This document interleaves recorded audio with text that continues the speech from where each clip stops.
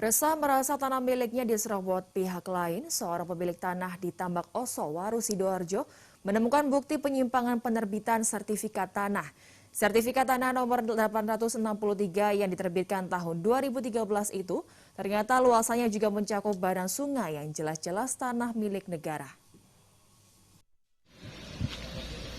Liang Charles Liangan, pemilik sah sertifikat hak milik tanah seluas sekitar 11.000 meter persegi, nomor 2659 tahun 1992, langsung meradang, mengikuti sebagian tanahnya dicaplok pihak lain.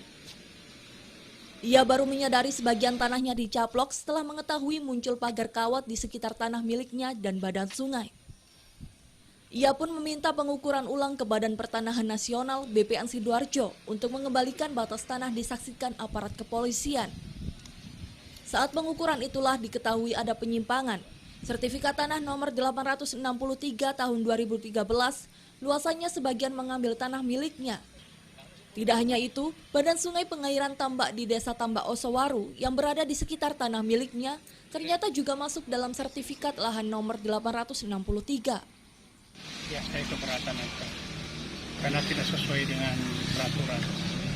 Karena itu kan sungai tidak mungkin bisa dibikin sertifikat. Padahal sungai merupakan tanah milik negara dan tidak bisa dikuasai perorangan. Sudah terbukti, Bapak, di lapangan tadi kan kelihatannya. Itu sungai masih berfungsi dan dibuat saluran tambak yang kita garap sampai hari ini. Dan pengairannya masih jalan. Ya, ini sungai yang masih berfungsi dari dulu sampai sekarang, ya. Nah, ini kan sangat ironis kalau sungai jadi sertifikat.